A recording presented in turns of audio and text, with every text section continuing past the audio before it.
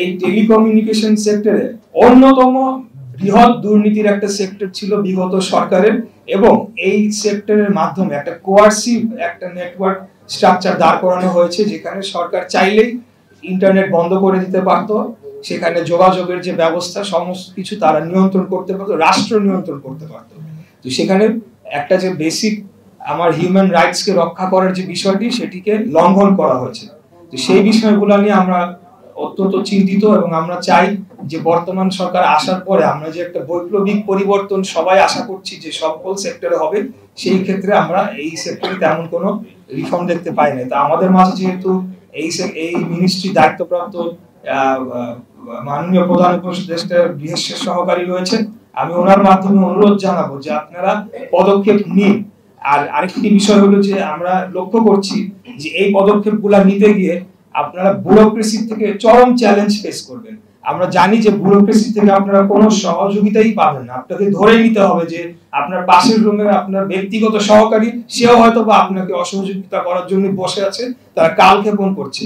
এই টেন্ডেন্সিটা আমরা লক্ষ্য করছি, বিশেষ করে যে কোনোভাবে কালক্ষেপণ করে এই রেজিম পরিবর্তন হলে পরবর্তীতে আবার কোনো ভাবে তারা জেকে বসতে পারে কিনা, এরকম একটা টেন্ডেন্সি রয়েছে।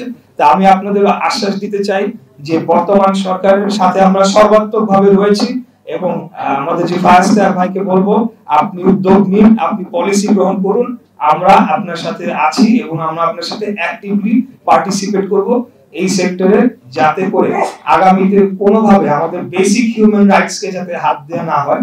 এক, দুই হলো যে আমাদের এখানে সার্ভিসের কোয়ালিটি এবং প্রান্তিক পর্যায়ে ইন্টারনেট সেবাকে নিয়ে যাওয়ার জন্য আমাদের ইনফ্রাস্ট্রাকচারকে যেভাবে ইউটিলাইজ করার দরকার ছিল সেটি ইউটিলাইজ করা হয়েছে কিনা।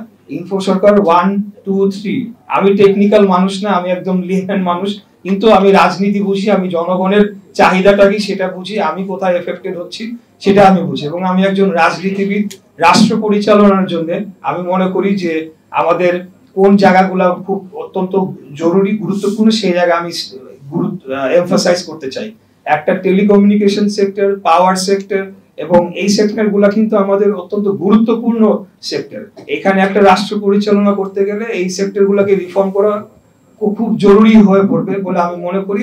সেই কারণে আমি আবারও যেটা বলছিলাম যে আমাদের ফায়ার স্টার ভাই আপনি পলিসি গ্রহণ করুন, আপনি একটা রিফর্মস কমিশনের জন্য আমরা জোরালো দাবি জানাচ্ছি, এবং বিগত 16 বছরে কি কি দুর্নীতি হয়েছে সেটার জন্য একটা শ্বেতপত্র প্রকাশের মাধ্যমে আমরা চাই যে সেটিকে জনগণের সামনে নিয়ে আসা হোক, এবং যথাযথ আইনি ব্যবস্থার মাধ্যমে দোষীদেরকে আইনের আওতায় নিয়ে আসা হোক। তবে তরুণ প্রজন্মের একজন প্রতিনিধি হিসেবে এটুকু বলতে পারি যে আমরা ইন্টারনেটটাকে মনে করি এটা আমাদের বেসিক রাইট, এবং access to information is basic right. 5ই আগস্টের পরে সব সেক্টরে একটা রিফর্মের কথা আসছে, কিন্তু এই টেলিকমিউনিকেশন এবং ব্রডকাস্টিং সেক্টরে তেমন কোনো রিফর্মের আমরা দেখতে পাই নাই, তেমন কোনো রিফর্মের উদ্যোগ আমরা দেখতে পাই নাই।